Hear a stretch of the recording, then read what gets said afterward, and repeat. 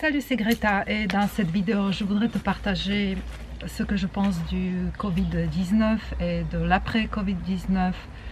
Et peut-être tu as aussi entendu maintenant l'évolution par rapport à ce coronavirus, comme quoi il a été probablement fabriqué artificiellement.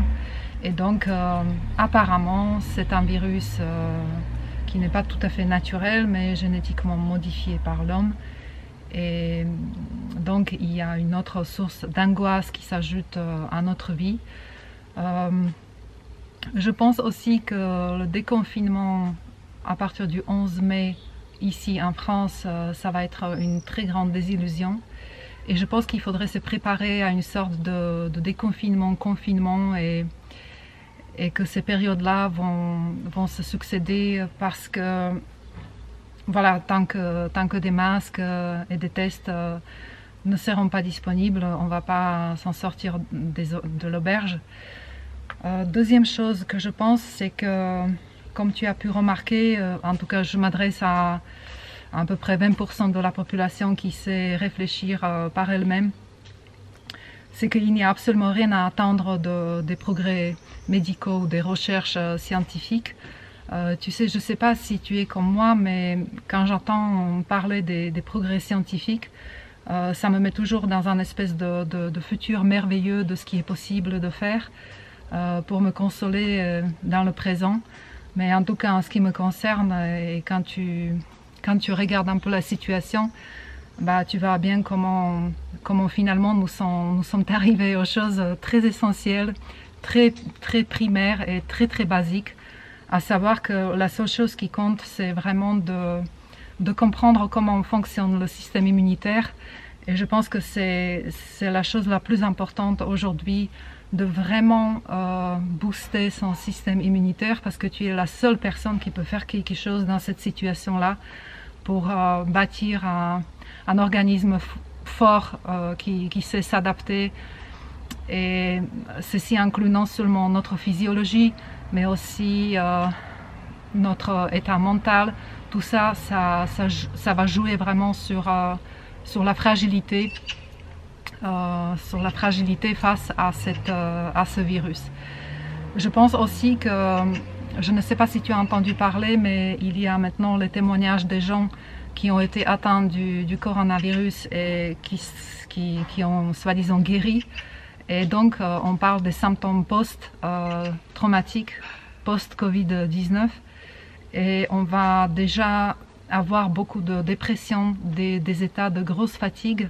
Et le fait que les gens ne s'intéressent pas à la physiologie, qu'ils ne savent pas comment restaurer son système immunitaire, comment se reposer, bah, on va tomber dans une nouvelle vague, si tu veux, des êtres fragiles psychologiquement, physiquement, qui à leur tour vont engendrer des symptômes divers et variés.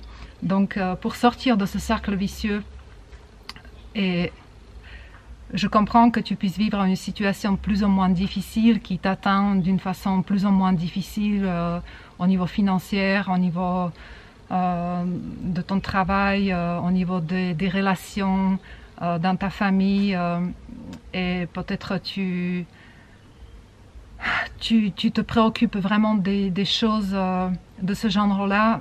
Il faut que tu aies vraiment en mémoire que la seule chose qui compte vraiment, c'est quoi qu'il arrive, il faut toi que tu sois vraiment en forme, en bonne santé.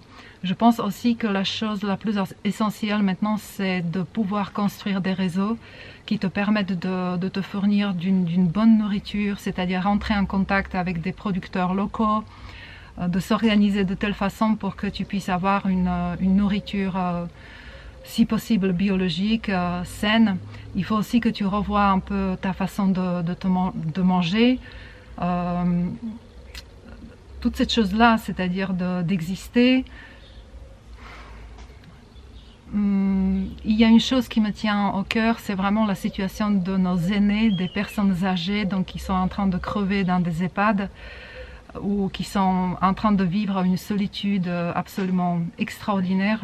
Je sais pas, il faut que je vérifie, mais je pense que, tu sais, quand je pense à des anciennes traditions, et même ici en Europe, mais surtout en Asie, dans des traditions, je dirais, de la philosophie orientale. Les aînés, en fait, c'était une catégorie de population qui a toujours été vénérée. Il y avait des cultes des anciennes.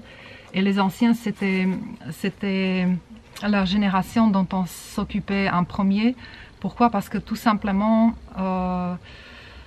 ils étaient des garants de notre patrimoine génétique, de la transmission d'une certaine sagesse. Et donc il fallait le prendre en compte. Et quand je vois ce qui se passe en France avec des personnes âgées, ça me désole, ça me touche, même si personnellement je n'ai personne qui se trouve dans cette situation-là. Parmi ma clientèle, j'ai des personnes âgées, mais qui heureusement ne sont pas obligées de vivre dans des EHPAD, mais quand même qui sont des gens qui vivent maintenant seuls, qui ne peuvent pas fréquenter leur famille. Et après le déconfinement du 11 mai, malgré les promesses de notre président qui ne souhaite pas, je dirais, cet isolement des personnes âgées, j'en doute fort. Je sais pas du tout comment ça va se passer. Donc voilà, c'est une proposition que je peux te lancer. C'est quelque chose de très simple. Si dans ton environnement il y a des personnes âgées, tes voisins, bah, ça serait peut-être bien si tu frappes de temps en temps à la porte, tu vois, ou si tu vas les voir et de leur poser la question s'il leur manque quelque chose. Éventuellement, tu peux rester à discuter avec eux. Voilà, donc ça c'est ce que je voulais partager avec toi. Si ça t'intéresse, je suis en train de préparer un livre qui va s'appeler « Renforcer son système immunitaire pour atteindre la plénitude et mourir en bonne santé ».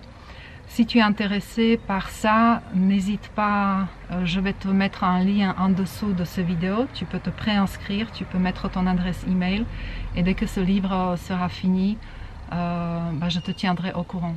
En attendant, prends soin de toi.